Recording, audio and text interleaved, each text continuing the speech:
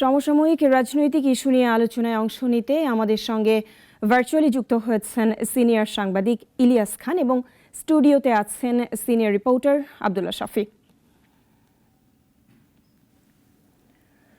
আপনাদের দুজনকেই স্বাগত জানাচ্ছি নাগরিক টেলিভিশনে। শুরুতেই শাফি, আপনার কাছে জানতে চাই, দিনভর মার্চ ফর ইউনিটি সমাবেশে তো আপনি ছিলেন, তো সেখানকার সার্বিক চিত্র কি ছিল আমাদেরকে একটু যদি জানান। আজকের এই প্রোগ্রামটি দিনভর ছিল না, দুপুরের পর থেকে মূলত শুরু হয়েছে। আনুষ্ঠানিক ঘোষণা ছিল যে 3টায় শুরু হবে মার্চ ফর ইউনিটি, ঐক্যের ডাক, এটি আসলে কয়েকদিন ধরে যেই মিডিয়াতে বা সোশ্যাল মিডিয়াতে আমরা যে হাইপটি দেখতে পাচ্ছিলাম যে অনেক কিছু হবে, তেমন কিছুই আসলে হয়নি। এবং গত রাতের ব্যাপার তো আপনি জানেনই যে গত রাতে এটা নিয়ে বেশ ধ্যান দরবার হলো মনে হলো রাজনৈতিক দল, সরকার এবং বৈষম্য বিরোধী শিক্ষার্থীদের মধ্যে। তো সব মিলিয়ে এরপরই তারা মূলত ঘোষণা দেয় যে মার্চ ফর ইউনিটি, ঐক্যের ডাক দিয়েছে। ঐক্যের জন্য সারা বাংলাদেশ থেকে স্টুডেন্টদেরকে, শিক্ষার্থী এবং ছাত্র জনতাদেরকে আসার আহ্বান জানিয়েছিল তারা। এবং আজকে দুপুর 12টার পর থেকেই মোটামুটি শিক্ষার্থীরা আসতে শুরু করে এবং 3টা নাগাদ একবার ভরপুর হয়ে যায় শহীদ মিনার আশপাশের এলাকা। তারপর 4টা নাগাদ সেই প্রোগ্রামটি আনুষ্ঠানিকভাবে শুরু হয়। এই জায়গায় খুব ফোকাসড করে যদি বলেন আপনি, যে হচ্ছে একটা সংখ্যা ছিল, এই যে 5ই আগস্ট যখন এই আন্দোলনটি হয় তখন যেই একটা স্বতঃস্ফূর্ত মনোভাব ছিল এবং প্রচুর মানুষ জনসমাগম হয়েছিল, কারণ সেই জায়গায় আওয়ামী, বিএনপি, জামায়াত ইসলাম, শিবির, তারপর ছাত্রদল, যুবদল, সব শ্রেণী পেশার মানুষ কিন্তু দলমত নির্বিশেষে সবার অংশগ্রহণ ছিল। তখন কিন্তু প্রচুর মানুষ ছিল, আমরা ভিডিওতে সেই দৃশ্যগুলো দেখেছি। সঙ্গত কারণেই বহুদিন পর, 5 মাস পর যখন আবার এই শহীদ মিনারে একটি সমাবেশের ডাক দিল বৈষম্য বিরোধী ছাত্ররা, এটা অনেকটা তাদের ব্যাপারটা এমন ছিল যে আজকের এই প্রোগ্রামের মধ্যে দিয়ে হয়তো তাদের ভবিষ্যৎ কর্মকাণ্ড কি হবে বা তাদের এই সরকার এবং বাংলাদেশের রাজনীতির উপর তাদের নিয়ন্ত্রণ কতটা প্রতিষ্ঠা পাবে, এইটার একটা লিটমাস টেস্ট বলা যায় আর কি। কিন্তু সেই জায়গায় দেখা গেল তারা বেশ ভালোই উতরে গেল আর কি, এবং প্রচুর জনসমাগম ছিল। শুধু শহীদ মিনার না, আশপাশের সড়কেও কিন্তু প্রচুর বৈষম্য বিরোধী শিক্ষার্থীরা কিন্তু এসেছিল এবং ঢাকার বাইরে থেকে চট্টগ্রাম, রংপুর, মানে সব মোটামুটি বাংলাদেশের সব জেলা থেকেই তারা এখানে অংশগ্রহণ করেছে। এবং তারা যে বক্তব্যগুলো দিয়েছেন সেই বক্তব্যগুলো বেশ প্রণিধানযোগ্য। এক হচ্ছে যে গত রাতে যেই ব্যাপারটি ঘটে গেল, যে সরকার নেগোসিয়েশনের মাধ্যমে বলল যে জুলাই প্রোক্লামেশনের যে ব্যাপারটা সেটা আমরা দেব এবং সেই প্রোক্লামেশন যাতে খুব দ্রুত দেয়, এবং একটা টাইম ফ্রেম বেঁধে দিয়েছেন, আলটিমেটাম, যে 15ই জানুয়ারির মধ্যে দিতে হবে, অর্থাৎ 15 দিনের একটা আলটিমেটাম তারা সরকারকে দিয়েছেন। শুধু এই আলটিমেটাম না, একটা বিষয় খেয়াল করলাম যে এই যে 5 মাস হয়ে গেল ইউনূস সরকারের, এবং এর মধ্যে কিন্তু এই শিক্ষার্থীদের পক্ষ থেকে সরকার বিরোধী বা সরকারকে সাবধান হওয়ার মতো, সরকারকে সোচ্চার করার মতো মানে কোনো ধরনের বক্তব্য কিন্তু এতদিন দিতে শুরু হয়। কিন্তু আজকে খুব স্পষ্টভাবে তারা বলেছে যে ইউনূস সরকার, আপনাকে সাবধান হতে হবে, আপনাকে সাবধান হওয়ার আহ্বান জানায়। এই শব্দগুলো তারা খুব স্পষ্টভাবে উচ্চারণ করেছেন এবং একই সাথে তারা বলেছেন যে আপনারা যদি এই যে প্রশাসনের মধ্যে যারা ঘাপটি মেরে আছে, ক্যান্টনমেন্টে, যে এই ক্যান্টনমেন্ট শব্দটিও তারা উচ্চারণ করেছে, যারা হচ্ছে সরকার বিরোধী আছে তাদের বিচার যদি না করেন, যে মানে জনতার যে আকাঙ্ক্ষা, জন আকাঙ্ক্ষা, এর বিরোধী যারা আছে, ফ্যাসিবাদের পক্ষে যারা আছে, তাদের বিচার যদি আপনারা না করেন তাহলে স্টুডেন্টরা, শিক্ষার্থীরা আপনাদের নিজেরাই সেই আইন হাতে তুলে নিতে বাধ্য হবে। এই ধরনের হুঁশিয়ারি কিন্তু তারা উচ্চারণ করেছে। এই যে সাবধানতার অবলম্বন করতে বললেন, আপনি যেটি বললেন যে শিক্ষার্থীদের পক্ষ থেকে এমন একটি সাবধানতা অবলম্বন করার কথা এসেছে অন্তর্বর্তীকালীন সরকারের উপর, তো আসলে কিসের প্রেক্ষিতে, কিসের সাবধানতা অবলম্বন করবেন ওনারা? কিসের সাবধান? ধরেন যে আন্দোলনের তো সংগ্রামের 5 মাস হয়ে গেল, আন্দোলন সংগ্রামের, শেখ হাসিনা পতনের, সেই জায়গায় আপনি যদি খেয়াল করেন তাহলে আইন শৃঙ্খলা পরিস্থিতি কিন্তু এখনো স্বাভাবিক হয় না। দ্রব্যমূল্য আরেকটি বিষয় যেটি আমরা বলছিলাম, মানে খুবই অস্বাভাবিক পরিস্থিতির মধ্যে আছে দেশের অর্থনীতি। আসলে ঠিক এই মুহূর্তে কে বা কারা চালাচ্ছে কিন্তু কোনো ধরনের নাই। সিন্ডিকেটের কথা বলা হচ্ছে, আগের সরকারও সিন্ডিকেটের কথা বলতো, এই সরকার এসেও কিন্তু সিন্ডিকেটের কথা বলছে। এবং যখন বাণিজ্য যে উপদেষ্টা আছেন তাকে যখন নিয়োগ দেওয়া হয় তখন কিন্তু এই ধরনের একটা আশ্বাস দেওয়া হয়েছিল যে উনি একজন ভালো ব্যবসায়ী, গুড ব্যবসায়ী, তিনি হয়তো দেখে শুনে সিন্ডিকেট ভেঙে ফেলবেন, কিন্তু আমরা দেখলাম তেলের বাজার কিভাবে উধাও হয়ে গেল, আবার 8 টাকা বেড়ে গেল, আবার তেল বাজারে হচ্ছে সরবরাহ বাড়লো। এই যে পুরো ব্যাপারগুলো হচ্ছে, এবং এখনো দেখেন সচিবালয়ে আগুন লেগে গেল, তাহলে সরকার করছেটা কি? মানে যে ধরনের একটা স্বস্তি আসার কথা ছিল, এবং সরকারের উপর এক ধরনের চাপ আছে বিএনপির, নির্বাচন দাও তাড়াতাড়ি, হ্যাঁ, এই যে সব মিলিয়ে সরকার যে সাধারণ মানুষের মধ্যে 5 মাস পরে যে এক ধরনের স্বস্তি আসার কথা, সেই স্বস্তি কিন্তু আসছে না। এবং এই যে বৈষম্য বিরোধী শিক্ষার্থীরা, তারা কিন্তু জনগণের বৈষম্য রোধের জন্য আন্দোলনটি করেছিলেন জনগণকে সাথে নিয়ে। এখন তারা যখন দেখছেন যে আসলে এত আন্দোলনের পরেও জনগণের খুব বেশি জন আকাঙ্ক্ষার প্রতিফলন ঘটছে না, সেই জায়গা থেকে তাদের এই হুঁশিয়ারি উচ্চারিত হলো যে হচ্ছে সাবধান হন ইউনূস সরকার, আপনারা যেভাবে দেশ চালাচ্ছেন হয়তো আপনাদের নতুন করে চিন্তা ভাবনা করতে হবে। জি শাফি, আপনি থাকুন, আমরা আবারও আসবো আপনার কাছে। আমরা জনাব ইলিয়াস খানের কাছে যেতে চাই। জনাব ইলিয়াস খান, প্রথমে আপনার কাছে জানতে চাচ্ছি, এই যে বৈষম্য বিরোধী ছাত্র আন্দোলনে নেতাদের আজকে জুলাই বিপ্লবের ঘোষণাপত্র প্রকাশের কথা ছিল, হঠাৎই তারা সিদ্ধান্তে পরিবর্তন এনে সেটিকে মার্চ ফর ইউনিটিতে রূপ দিল। বৈষম্য বিরোধী ছাত্ররা কি চাপে পড়ে এমন সিদ্ধান্ত নিল কিনা, আপনি কি মনে করেন?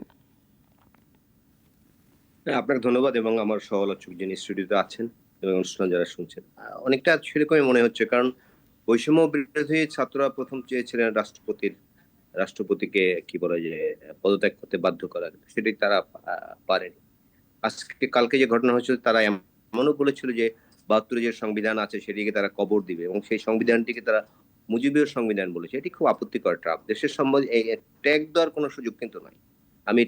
যেমন আগে ছিল এই পতিত স্বৈরাচার আমলে ট্যাগ দেওয়ার প্রবণতা ছিল, পতিত স্বৈরাচারের সঙ্গে যাদের সম্পর্ক থাকতো না তাদেরকে তারা জামাত শিবির ট্যাগ দিয়ে নানা ধরনের অত্যাচার নির্যাতন চালাচ্ছে। এখন যদি আমরাও সেটি করি, সেটি হবে দুর্ভাগ্যজনক। যেমন তারা বলেছিল এই ৭২ সংবিধান কবরস্থ, দেশের সংবিধান কবরস্থ করা, এই প্রবণতা, এটি কিন্তু ভালো না। এটি অনেকে ক্ষুব্ধ হয়েছিলেন, আমি ব্যক্তিগতভাবে জানি। সুতরাং এটি বলার সুযোগ নেই। সংবিধানে যদি দোষ ত্রুটি থাকে তুমি সংশোধন করো, সে সংশোধন করার তো সুযোগ আছে। নিশ্চয়ই বাংলাদেশ নির্বাচিত পার্লামেন্ট সংবিধান করবে। তারা যে দুটি দাবি দাঁড়িয়েছে, এটিকে আমি কিছু সাপোর্ট করি, যে দেশের পণ্য মূল্য বৃদ্ধি, পণ্য মূল্য নিয়ন্ত্রণ করতে পারছেন, এবং আইন শৃঙ্খলা পরিস্থিতি ভালো নেই, এটি তারা খুব ভালো বলেছে। জন আকাঙ্ক্ষা সরকারের পালিয়ে যাওয়ার পর জনমনের একটা ধারণা হয়েছিল এখন পণ্যের দাম কমবে। বাট কদিন আগে, জাস্ট বোধহয় 1 সপ্তাহ হয়েছে, যে সয়াবিন তেলের দাম কেজিতে 8 টাকা বাড়িয়ে এই সিন্ডিকেট যারা আছে তাদের সাথে আপোষ করতে হয়েছে। এটি খুব দুর্ভাগ্যজনক। এটি কোনো সবল সরকারের লক্ষণ না, এটি দুর্বল সরকারের লক্ষণ। আর অন্যান্য পণ্যের দামও কিন্তু আমাদের নাগালের বাইরে চলে গেছে। মধ্যবিত্ত মধ্যবিত্ত বাজারে যে স্বস্তি বোধ করছে না। বাট এটি কিন্তু মানুষের মূল প্রত্যাশা ছিল। এবারে যারা আন্দোলন করেছে এবং সবসময় যারা আন্দোলন করে, মানুষের প্রত্যাশা এটাই থাকে যে আমি বাচ্চাকে ভালো স্কুলে পড়াতে পারবো, স্কুলে ভালোভাবে পড়াতে পারবো, আমার মাস শেষে আমার কোনো টেনশন করতে হবে না, এতে ন্যূনতম ইনকাম করতে চায়। সেটাই কিন্তু মানুষের প্রত্যাশা ছিল। কিন্তু বাজারে এখন আয়ের সাথে ব্যয়ের সঙ্গতি কিন্তু নেই। এটি মধ্যবিত্ত এবং নিম্ন মধ্যবিত্তের জন্য খুব বড় হয়ে দেখা দিয়েছে। সুতরাং বাজার নিয়ন্ত্রণের চেষ্টা করতে হবে। একটু আগে আমার সহ-আলোচক তিনি যে বলেছেন যে তারা বারবার বলে সিন্ডিকেটের কথা, সিন্ডিকেট তো রাষ্ট্রের চেয়ে বড় না। আপনি যখন জানেন সিন্ডিকেটের কারণে পণ্য নিয়ন্ত্রণ করা, আপনি লোকজন চিহ্নিত করেছেন সিন্ডিকেট কারা, সুতরাং তাদের বিরুদ্ধে ব্যবস্থা নেওয়া উচিত। আর আইন শৃঙ্খলা পরিস্থিতির কথা যেটা বলা হয়েছে সেটি সত্যি, এবং সাম্প্রতিককালে কিন্তু আমাদের ট্রাফিক পুলিশ ঠিকভাবে দায়িত্ব পালন করছে কিনা আমি জানি না, বাট বিভিন্ন জায়গায় কিন্তু আপনি দেখবেন যে অ্যাক্সিডেন্ট, সড়ক দুর্ঘটনা বেড়ে গেছে। এটি খুব অ্যালার্মিং। আপনি প্রতিদিন পত্রিকার টেলিভিশন খুলে আপনি দেখতে পাবেন। সুতরাং আমি মনে করি এই সরকারের এই দুটি নিয়ন্ত্রণের সবচেয়ে আগে গুরুত্ব দেওয়া উচিত ছিল। কারণ আমরা জানি যে ৭৫ সালে দিগন্ত ঘটনার পরে যে নতুন সরকার এসেছিল শহীদ রাষ্ট্রপতি জিয়াউর রহমানের হাত ধরে, সেই সরকার কিন্তু দেশের পণ্যমূল্য একদম অর্ধেক করে ফেলেছিল, এবং ৭৫ আগ পর্যন্ত যে দিনে দুপুরে ডাকাতি হতো সেটি কিন্তু তিনি নিয়ন্ত্রণ করতে পেরেছিল। এই কারণে কিন্তু সেই সরকারটি জনপ্রিয় হয়েছে। এবার যে সরকারটি এসেছে, আমাদের ব্যাপক প্রত্যাশা নিয়ে কিন্তু তারা এসেছে, কিন্তু প্রায় 5 মাস হয়ে গেছে, কতটুকু প্রত্যাশা পূরণ করতে পেরেছে সেই প্রশ্ন কিন্তু ওঠা শুরু হয়েছে। সুতরাং আমরা যদি বলি যে সরকারের বয়স খুব কম, সেটি বলার সুযোগ, 5 মাস কম সময় নয়। দৃশ্যমান কোনো পরিবর্তন কোথাও আমরা দেখতে পাচ্ছি।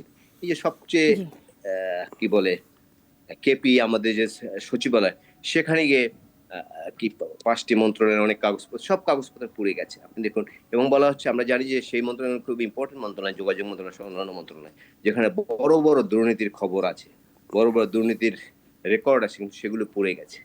সেগুলো কিভাবে উদ্ধার করবে আমরা জানি না। সুতরাং এসব বিষয়ে সরকার সজাগ দৃষ্টি রাখতে হবে, এবং একই সঙ্গে ছাত্ররা যে হুঁশিয়ারি উচ্চারণ করছে সেটি যথার্থই হয়েছে এই কারণে, জন আকাঙ্ক্ষা যদি পূরণ না করতে পারে, তাহলে যে আমাদের 2000 ছাত্র জনতা জীবন দিল, 30,000 মানুষ আহত হলো বিভিন্ন ভাবে, এটি প্রায় 400 লোক চোখ হারিয়েছে। সুতরাং এগুলো এগুলো শুরু হওয়া উচিত, এবং তারা যে বিচারের দাবি করেছে এটি যথার্থ, কারণ প্রত্যেকটি হত্যার সঙ্গে শেখ হাসিনা জড়িত, এটি কিন্তু আমাদের মাথায় রাখতে হবে। এবং এই হত্যার যদি বিচার না হয়, তাহলে কিন্তু আমাদের এই যারা জীবন দিয়েছেন, যারা পঙ্গু হয়েছেন, যারা আর্থিকভাবে নানাভাবে ক্ষতিগ্রস্ত হয়েছেন, সবার জন্য একটি অ্যালার্মিং হবে। সুতরাং আমরা চাই যত দ্রুত সম্ভব ছাত্রদের মতোই এই প্রতিটি স্বৈরাচারে যারা এর সঙ্গে জড়িত ছিল তাদের বিচার করতে হবে। এবং বলা হয়েছে যে প্রশাসনের মধ্যে ভূত আছে, এই যারা দিনে রাতে ভোট করেছে, যারা বিনা ভোট করেছে, যারা ডামি ভোট যারা করিয়েছে, সেই সব ডিসি সাহেবরা কোথায়? আমরা তাদের কোনো হদিস পাচ্ছি না। সেই সব এসপি সাহেবরা কোথায়, যারা মঞ্চে উঠে নৌকার পক্ষে ভোট চাইতেন? সুতরাং এগুলো পরিষ্কার করলে কিন্তু অনেক কিছু পরিষ্কার হয়ে যাবে। এই বিষয়টি আমাদের মাথায় রাখতে হবে বলে আমি মনে করি। জি, শাফি, আপনার যদি কোনো প্রশ্ন থাকে ইলিয়াস খানের কাছে, আপনি প্রশ্নটি করতে পারেন। ইলিয়াস ভাই, আপনার কাছে আমার একটা বিষয়, আপনি বলছিলেন যে বৈষম্য বিরোধী ছাত্ররা যে মুজিববাদের কবর রচনা করতে চায়, সংবিধানের কবর রচনা করতে চায়, এই নিয়ে বিএনপির পক্ষ থেকে ব্যাপক প্রতিক্রিয়া জানানো হচ্ছে, এবং আপনিও জানিয়েছেন। 2011 সালে বিএনপি চেয়ারপারসন বেগম খালেদা জিয়া বলেছিলেন যে যখন আওয়ামী লীগ সংবিধান নিয়ে প্রচুর কাটাছেঁড়া করছিল এবং তত্ত্বাবধায়ক সরকার বাতিল সহ নানা ইস্যু নিয়ে আসছিল, তখন যতদূর মনে পড়ে যে বেগম জিয়া বিএনপি চেয়ারপারসন বলেছিলেন যে এই সংবিধানকে, ক্ষমতায় গেলে এই সংবিধানকে ছুঁড়ে ফেলে দেওয়া হবে। ঠিক এখন যখন একই কথা, মানে বেগম খালেদা জিয়া যে কাজটি করতে চেয়েছিলেন এবং বৈষম্য বিরোধী শিক্ষার্থীরাও এই কাজটাই করছে বা করতে চাচ্ছে হয়তো, তাহলে এখন কেন আপনারা এই প্রতিক্রিয়াটা দেখাচ্ছেন? তারা যে টার্মটা ইউজ করেছে এই বিষয়ে আমার আপত্তি আছে। কবরস্থ করা ইটস নট ডেমোক্রেটিক টার্ম। এগুলো কোনো গণতান্ত্রিক চেতনা যারা বিশ্বাস করে তারা বলতে, আপনার মতের সাথে আমি দ্বিমত পোষণ করতে পারি, কিন্তু আপনি কথাই বলতে পারবেন না। আপনি আপনার কথা আমি ধরেই নিব না।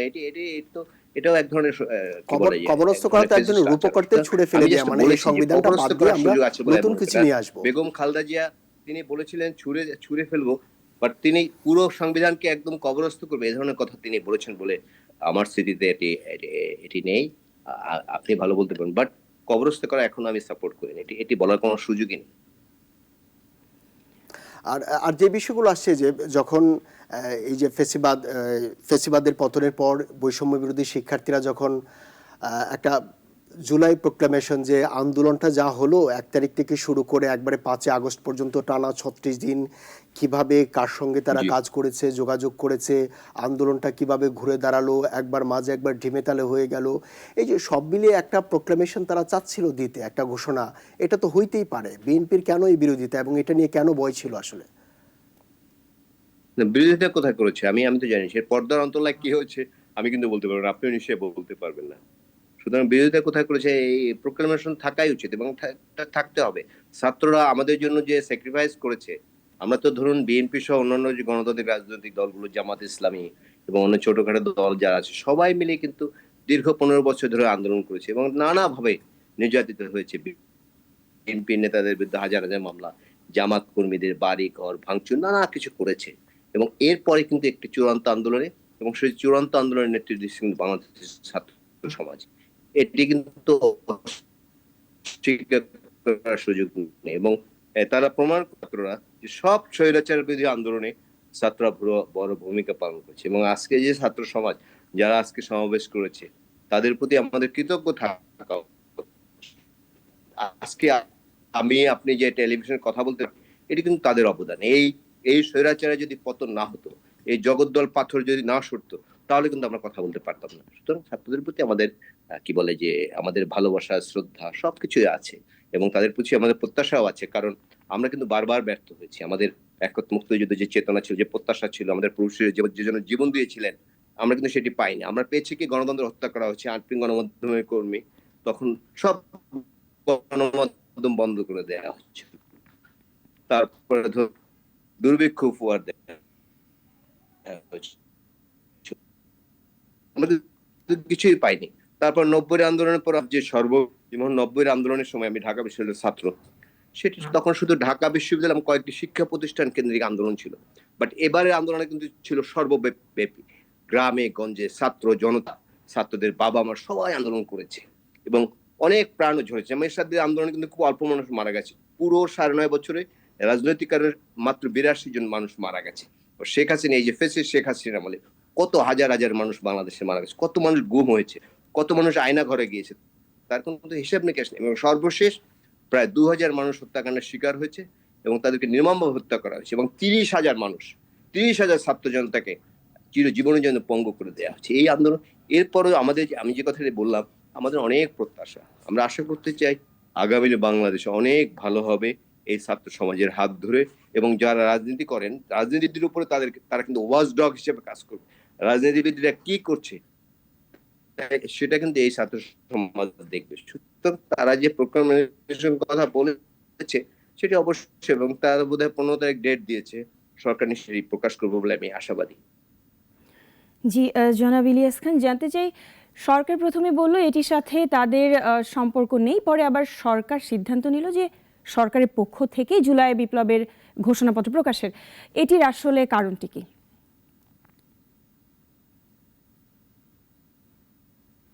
আন্দোলন আমাদের দেশের রাজনীতিতে, এবং শুধু বাংলাদেশেই না, পৃথিবীর সর্বত্রই হয়। আমরা উপরে একরূপ দেখে পিছনে আর এক রূপ আছে। সুতরাং দেশ যারা চালাচ্ছেন তারা তো নিঃসন্দেহে দেশের কল্যাণ চান, এবং এখন যে সরকারটি আছে এরা কোনো রাজনৈতিক অ্যাফিলিয়েশন নাই।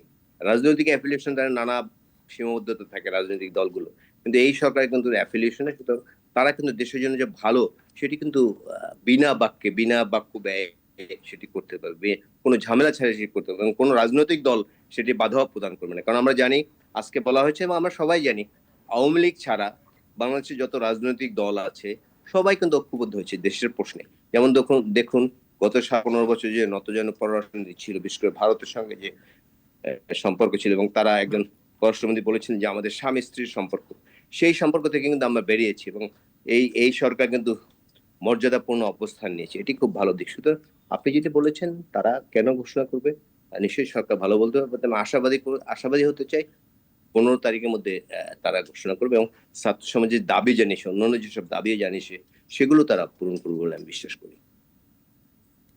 আচ্ছা, আপনার কাছে একটা বিষয় যে ৫ই আগস্টের পর তো ৫ই আগস্ট হয়েছিল সবার ঐকমত্যের ভিত্তিতে, এবং মানে দুর্দান্তভাবে সবাই এগিয়ে এসেছিল, একটা সমর্থন জানিয়েছিল, মনে হচ্ছে সীসা ঢালা প্রাচীর প্রত্যেক রাজনৈতিক দলমত সবাই। কিন্তু এখন এমন স্বার্থের কি দ্বন্দ্ব লেগে গেল যে ৫ মাসের মধ্যেই তারা একে অপরের বিরুদ্ধে লেগে গেল, কাদা ছোড়াছুড়ি, দোষারোপ করছে একে অপরকে? এটি খুব বেশি হয়েছে বলে আমি মনে করি না। যেমন সব রাজনৈতিক শক্তিগুলো, রাজনৈতিক দলগুলো, ছাত্র শক্তি সবাই কিন্তু একটি প্রশ্নে এক জায়গায় আছে, যে দেশের কল্যাণে, দেশের গণতন্ত্র ফিরিয়ে আনতে, ফ্যাসিজম থেকে মুক্তি পেতে তারা যেমন ঐক্যবদ্ধ হয়েছিল, এখন কিন্তু তাদের মধ্যে ঐক্য আছে। এবং একটি ঘরেও তো ভাই বোনের মধ্যেও দ্বন্দ্ব হয়, তো রাজনৈতিক দলের মধ্যে টুকটাক ঠোকাঠুকি হচ্ছে। এটি বড় কোনো বিষয় বলে আমি মনে করি না। এটি খুব সহজেই কেটে যাবে, যে টুকটাক যেটুকু হয়েছে সেটিও থাকবে বলে আমি মনে করি না। রাজনৈতিক দলগুলো যে সিনিয়র নেতারা আছেন তারা সেগুলো মিটিয়ে ফেলবে। কারণ আমরা দেখেছি যে জামাতের বিরুদ্ধে বিএনপি একজন নেতা কথা বলেন, জামাত বা পাল্টা বিবৃতি দিয়েছে। বাট এটি কিন্তু আমরা জানি দুটি দলই কিন্তু নির্যাতিত, বিএনপিও যেমন নির্যাতিত, জামাতও কিন্তু নির্যাতিত হয়েছে। সুতরাং দেশের গণতন্ত্রের প্রশ্নে কি বলে, গণতন্ত্রের প্রশ্নে এবং অন্যান্য যে রাষ্ট্রের কল্যাণকর বিষয়গুলো তারা বদ্ধভাবে থাকবে। কারণ এই দুটি দল কিন্তু খুব দায়িত্বশীল দল। বিএনপি ৩ বার ক্ষমতায় ছিল, জামায়াত ইসলামী ক্ষমতায় ছিল একবার বিএনপির সঙ্গে। সুতরাং দেশের জন্য যেটা ভালো সেটি তারা সবসময় করবে, এবং সাময়িক উত্তেজনা, সাময়িক কথা কাটাকাটি এটি হতে পারে, বাট মূল প্রশ্নে, দেশের প্রশ্নে, দেশের গণতন্ত্রের প্রশ্নে, দেশের মানবাধিকারের প্রশ্নে তারা কিন্তু এক থাকবে বলে আমি মনে করি। তাহলে কি এই যে এখন যে টুংটাংটা হচ্ছে, এটা কি মিউচুয়াল আন্ডারস্ট্যান্ডিং এর মধ্যে, যে সরকারকে এক ধরনের চাপে আমি ভালো শুনতে পাইনি, এখন আবার একটু বলবেন? এখন এখন এখন যে এই যে টুংটাং যেটা আপনি বললেন, এটা খুব বেশি কিছু না, টুংটাং আওয়াজ যেই দুই দলের মধ্যে হচ্ছে, এটা কি অনেকটা মানে মিউচুয়াল আন্ডারস্ট্যান্ডিং এর মধ্যে এই আলাপ আলোচনা হচ্ছে, যাতে এক ধরনের হাই রাজনীতিকে সরগরম রাখা যায়? মিউচুয়াল আন্ডারস্ট্যান্ডিং এর মধ্যে না, বাট হয়তো ক্ষোভ থেকে বলেছেন, আবার পাল্টা ক্ষোভ থেকে বলেছেন, বাট সর্বোচ্চ পর্যায় থেকে কোথাও কিন্তু কিছু বলা হয়নি। যেমন বিএনপির যে সর্বোচ্চ নেতা যারা রয়েছেন তারাও কিছু বলেননি, আর আওয়ামী লীগ জামাতের যারা রয়েছেন তারাও কিছু বলেননি। মধ্য পর্যায়ের নেতারা তারা বলেছেন, এবং এটি মনে করি যে এখনই মিটমাট হয়ে গেছে বলে আমি আমি বিশ্বাস করি, কারণ আমরা কিন্তু এখন খুব বেশি 2-1 দিনে কিন্তু আর দেখিনি কিছু। হুম, আচ্ছা, একটা এখন যে পরিস্থিতিটা ঠিক এই মুহূর্তে আছে দেশের, কারণ আমরা শীর্ষ নেতৃত্ব থেকে শুরু করে যেটা দেখি যে বিএনপির শীর্ষ নেতৃত্ব তো নির্বাচন চাচ্ছে খুব স্পষ্ট, এবং নির্বাচনের জোরটা এত বেশি যে হচ্ছে যদি 1-1.5 মাসের মধ্যে হয়ে যায় সেটা হইতে পারে। আবার জামায়াতের তরফ থেকে যেটা বলা হচ্ছে যে না, আগে সংস্কারটা হোক এবং বৈষম্য বিরোধী ছাত্রদের জোরও একই রকম, কণ্ঠের জোর একই রকম। কিন্তু যে জিনিসটা দেখা যাচ্ছে যে বিএনপি নেতাকর্মীরা মিড লেভেল বলেন বা তার একটু আপার লেভেল বলেন বা একটু নিচের লেভেল বলেন, এই যে তাদের যে প্রচার প্রচারণা আমরা সামাজিক যোগাযোগ মাধ্যমে দেখি, সেই জায়গা থেকে মনে হচ্ছে যে এখন পর্যন্ত এই যে বৈষম্য বিরোধী শিক্ষার্থী বা জাতীয় নাগরিক কমিটি যে সমস্ত কার্যক্রম পরিচালনা করছে, এতে জামায়াতের প্রচ্ছন্ন সমর্থন আছে এবং ছায়া আছে। জামায়াতের সমর্থনেই তারা এই কাজগুলো করছে, বিএনপির মানে নেতাকর্মীদের আলাপ আলোচনায় মনে হচ্ছে। আবার জামায়াত যখন এই জায়গা থেকে দেখে যে আসলে জামায়াতের নেতাকর্মীদের সঙ্গে কথা বললে যে আসলে আসলে ব্যাপারটা হচ্ছেটা কি, মানে আমাদের সঙ্গে তো এক ধরনের কন্ট্রোভার্সি সবসময় আছে। আবার সরকারের তরফ থেকে দেখা যাচ্ছে যে সরকার দুই দলকেই বলে যে শান্ত হন। এখন আবার আজকে নতুন করে এই যে বৈষম্য বিরোধী শিক্ষার্থীরাও সরকারকে এক ধরনের হুঁশিয়ারি দিল। এটা ঠিক বোঝা যাচ্ছে না, এই যে 4টা-5টা ফ্রন্ট একসাথে যে যাওয়া, ঠিক কলকাঠি কার হাতে মনে হচ্ছে, মানে ঠিক বোঝা যাচ্ছে না। আপনার কি মনে হয়? কলকাঠি জনগণের হাতে, শেষ পর্যন্ত জনগণের হাতে। স্বৈরাচার শেখ হাসিনা অনেক চেষ্টা করেছে, মানুষ হত্যা করেছে, গুম করেছে, জেল খাটিয়েছে, হাজার মামলা দিয়েছে, কিন্তু শেষ পর্যন্ত জনগণের বিজয় হয়েছে। আর যে প্রশ্নটি আপনি করেছেন যে বৈষম্য বিরোধী ছাত্র আন্দোলনের সঙ্গে বলা হচ্ছে যে জামাত ইসলামের সঙ্গে এক ধরনের সম্পর্ক রয়েছে, সেটা তাত্ত্বিকভাবে বৈষম্য বিরোধী ছাত্র আন্দোলন গণতান্ত্রিক শক্তি, জামাত ইসলামী গণতান্ত্রিক শক্তি, তাদের একটি মিল থাকতেই পারে। এবং আমরা তো জানি যে বলা হয়েছে যে বৈষম্য বিরোধী ছাত্র আন্দোলনের যে সমন্বয়ক রয়েছে কত, টোটাল 169 জন, এর মধ্যে 108 জন ইসলামী ছাত্র শিবিরের, এটা আমরা দেখছি বিভিন্ন গণমাধ্যমের কল্যাণে। শুনুন, তাদের সাথে একটা লিয়াজও আছেই, তাদের সাথে সম্পর্ক আছে, এটি খারাপ কিছু না। তারা, বাট বিএনপি যে নির্বাচনের দাবি বলছে এটি অত্যন্ত যৌক্তিক দাবি। এই কারণে দেশ, আমরা তো গণতন্ত্রের যে যুদ্ধ করেছি, দেশ চালাবে নির্বাচিত জনপ্রতিনিধিরা, সেটি গণতন্ত্রের ভাষা। অনির্বাচিত ব্যক্তিরা যত বেশি দিন ক্ষমতায় থাকবেন সেটি দেশের জন্য খুব ভালো হবে বলে আমি মনে করি। আমরা জানি যে 1-11-এ 2 বছর ক্ষমতায় ছিল, দেশে নানা অত্যাচার, নির্যাতন, অর্থনীতি ধ্বংস সহ অনেক কিছু করে গেছে, এবং এর যারা কুশীলব ছিলেন তারা কিন্তু দেশ ছেড়ে পালিয়ে যেতে বাধ্য হয়েছে। সুতরাং বিএনপি যে দাবি জানিয়েছে, বিএনপি তো 1 মাস 1.5 মাস 2 মাস বলে নাই, কোনো টাইম দিয়ে দেয় নাই যে এতদিনের মধ্যে নির্বাচন করতে হবে, বাট আমি মনে করি রোডম্যাপ ঘোষণা করেছে ভালো। আচ্ছা, তাহলে যেটি বিএনপি 3বার ক্ষমতা ছিল এবং তারা একটা দায়িত্বশীল দল। বিএনপির মহাসচিব এবং ভারপ্রাপ্ত চেয়ারম্যান তিনি কিন্তু বারবার বলেছেন, তারা বারবার বলেছেন যে আমরা ক্ষমতায় যাওয়ার জন্য রাজনীতি করি না, আমরা দেশে একটি গণতান্ত্রিক পরিবেশ ফিরে আসুক সেই জন্য রাজনীতি করি। এবং এই কারণে একটি দায়িত্বশীল দেশ হিসেবে, একটি দায়িত্বশীল দল হিসেবে তারা নির্বাচন চাচ্ছে। সুতরাং নির্বাচনের রোডম্যাপ যদি ঘোষণা করে অন্যান্য যে সংকটগুলো রয়েছে সেগুলো সমাধান হয়ে যায়। আজ বলা হচ্ছে সংস্কারের পর নির্বাচন, সংস্কার কতদিন আপনি করবেন? আপনি বলে দেন যে আমি 1 বছর, 1.5 বছর, 2 বছর, 5 বছর, কতদিন সেটা বলেন। সংস্কার তো একটি কন্টিনিউয়াস প্রসেস, এটি তো এমন না যে আমি 1 মাসে করে ফেললাম বা 1 বছরে করে ফেললাম। মানুষের চর্চার মধ্যে দিয়ে সবকিছু সংস্কার হবে। সুতরাং এটি এটি এটি কতটুকু বলার সুযোগ আছে আমি জানি না। এই যে আজকে সংবিধান ছুঁড়ে ফেলার কথা বলা হচ্ছে বা সংবিধান সংশোধনের কথা যদি করি, কিন্তু পার্লামেন্ট ছাড়া আমি করতে পারবো না। শুধু পার্লামেন্টের নির্বাচিত পার্লামেন্ট, নট লাইক শেখ হাসিনার পার্লামেন্ট, বিনা ভোটের ভুয়ো এমপি দিয়ে না, দামি ভোটের এমপি দিয়ে না, প্রকৃত জনপ্রতিনিধি, তাদের তাদের মাধ্যমে এটা হতে হবে। আমি মনে করি বাংলাদেশের মানুষের মধ্যে একটু নির্বাচন ক্ষুধা রয়েছে, বিশেষ করে এবার যারা আন্দোলন করেছে ছাত্ররা, ধরুন 17 থেকে 27 বছর বা 30 বছর, এরা কিন্তু কোনোদিন ভোট দিতে পারে না, কোনোদিন ভোট দিতে পারে না। তারা পার্লামেন্ট নির্বাচনেই না, তারা স্থানীয় সরকার নির্বাচনে কোনো ভোট দিতে পারেনি। কিন্তু সাম্প্রতিককালে আমি একটি বিষয় লক্ষ্য করেছি, নির্বাচনের কথা বললেই অনেক অনির্বাচিত প্রতিনিধির কেমন জানি তারা নির্বাচনের কথা শুনতে চান না। এটি ঠিক না, এটি ঠিক না, এটি বরং তাদের একটি একই প্রশ্নটা ইলিয়াস খান, একই প্রশ্নটা যদি আমি আপনাকে করি, যে আপনি যেমন বলছেন নির্বাচনের কথা শুনলেই একটা পক্ষ কেমন জানি হয়ে যায়, ঠিক একইভাবে যে সংস্কারের প্রশ্নগুলো আসলেই, মানে সংস্কারের কথা যখন বলা হচ্ছে, বিএনপি তো বেশ কয়েকবার ক্ষমতায় ছিল, অনেক বড় রাজনৈতিক দল, তাহলে এই যে সংস্কারের ব্যাপারে বিএনপির প্রতি কেন আস্থা রাখতে পারছে না আসলে? বিএনপি আস্থা রাখছেন কে বলছে? মানে বিএনপি তো এই যে সংস্কারের কথা মানে বলছে। কেন এই যে বিএনপি এই তো বলছে না যে স্লোগানগুলো আমরা কেন সংস্কার আসছে যে ছাড়া আগে নির্বাচন করব। সংস্কার পরে নির্বাচন, আগে সংস্কার বিচার পরে নির্বাচন?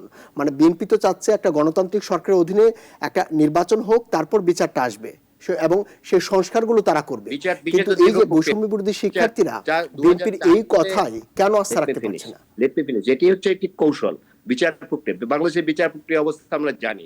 একটি বিচার করতে কয় বছর লাগে, কত বছর লাগে আমরা জানি। কিন্তু সুতরাং আমি এখনই যদি এই হত্যাকারীদের বিচার আমরা শুরু করি, সেটি কিন্তু সময় লাগবে। কিন্তু মানে আমি যদি বলি আগে বিচার সব শেষ করে আমি ইলেকশন করব, তাহলে বাংলাদেশে কোনোদিন ইলেকশন হবে না, ইলেকশনের দরকারও নেই। কিন্তু এই স্বপ্ন যারা দেখছেন যে আমরা সব কিছু গুছিয়ে তারপর ইলেকশন করব, সেগুলো বালি। এগুলো এগুলো হলো কি বলা যায় যে আর এগুলো করে কোনো লাভ হবে না। যে আগে আমি সংস্কার করব, সব কিছু বিচার টিচার করে টোরে সব সাত সূত্র করে আমি নির্বাচন করব, সেই নির্বাচন বাংলাদেশে কোনোদিন হবে না। আপনার কাছে কি মনে হয় যে সুতরাং ন্যূনতম আমি যেটি বলতে চাই, বাংলাদেশের স্বার্থে নানা সংকট রয়েছে, এটি রাজনৈতিক শক্তি এগুলো মোকাবেলা করতে পারবে, কি অনির্বাচিত ব্যক্তির এগুলো মোকাবেলা করতে পারবে না। রাজনৈতিক শক্তি হলে সবকিছু মোকাবেলা করতে পারবে। সুতরাং যত দ্রুত সম্ভব নির্বাচন দিয়ে একটি গণতান্ত্রিক পরিবেশ বাংলাদেশে ফিরিয়ে দেওয়া উচিত। গণতন্ত্রের মানুষ লড়াই করেছে, আমাদের ছাত্ররা জীবন দিয়েছে, আমাদের শ্রমিক ভাইরা জীবন দিয়েছে, আমাদের সাধারণ মানুষ জীবন দিয়েছে। সুতরাং নির্বাচন দিয়ে গণতান্ত্রিক পরিবেশ খুব দ্রুত ফিরিয়ে দিতে হবে। কারণ আপনি জানেন যে স্থানীয় সরকার না থাকার কারণে নানা ধরনের সমস্যা কিন্তু হচ্ছে। সুতরাং এগুলো যদি ওভারকাম করতে নির্বাচিত জনপ্রতিনিধিদের ক্ষমতা।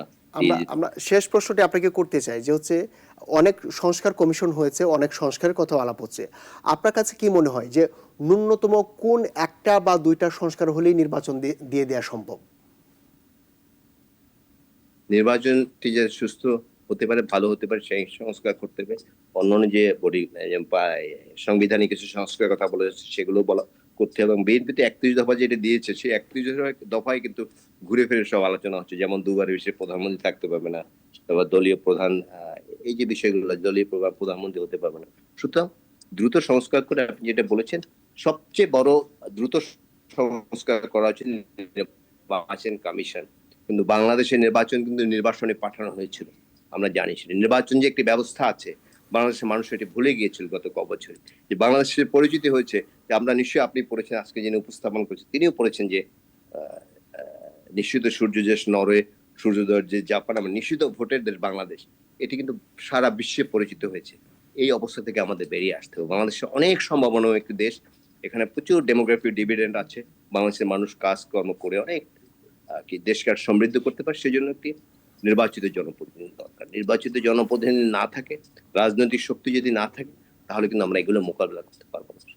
নানা সমস্যা দেশে আছে, দেশের অনেক অর্থ পাচার করা হচ্ছে, বিদেশে পাঠিয়ে দেওয়া হচ্ছে। আজকে ছাত্ররা একটি চমৎকার দাবি জানিয়েছে, সেই অর্থ দ্রুত ফেরত আনার দাবি। আমি জানি এখন কোনো ইনিশিয়েটিভ নিয়েছে কিনা। আপনি বললেন 5 মাস বিভিন্ন সংস্কার কমিটি হয়েছে, সংস্কার কমিটির কোনো তৎপরতা আমি এখনো দেখছি না। শুধু প্রশাসন সংস্কার কমিটি কিছু করে 2-1টা প্রশ্ন ফাঁস করে দিয়েছিল, সেটি নিয়ে প্রশাসন এখন নানা সমস্যা চলছে। সুতরাং দৃশ্যমান উদ্যোগ নেই। আমার প্রশ্ন ছিল যে আপনি যে কোন দুটো সংস্কার হলে মনে হয় যে এই দুটো সংস্কার করে দিক, এরপর নির্বাচন হয়ে যাওয়ার মতো যথেষ্ট, এই একটা অথবা দুটো সংস্কার? আমি তো বলেছি যে নির্বাচন কমিশনকে ফার্স্ট যে পন্থায় নির্বাচনে বাংলাদেশে যে কারচুপি সিস্টেম হয়ে গেছে, ভোট ছাড়া নির্বাচন ব্যবস্থা, সেটি যাতে না হতে পারে, সেটি যত ধরনের ব্যবস্থা নেওয়া উচিত সেটি নেওয়া উচিত। নাম্বার 2, বাংলাদেশের সংবিধানে কি বলে যে বাংলাদেশের সংবিধান, বাংলাদেশের মানুষের যে মূল স্পিরিট সংবিধানে, সেটি অনেক সংবিধানে নাই। সেটি সংগ্রহে দ্রুত নির্বাচন করে। জি জি, জনাব ইলিয়াস খান, জনাব আব্দুল্লাহ শাফি, আপনাদের দুজনকেই অসংখ্য ধন্যবাদ আমাদের সাথে যুক্ত হবার জন্য। Double million offer Walton fridge কিনে পেতে পারেন 20 লক্ষ টাকা, রয়েছে কোটি কোটি টাকার নিশ্চিত উপহার।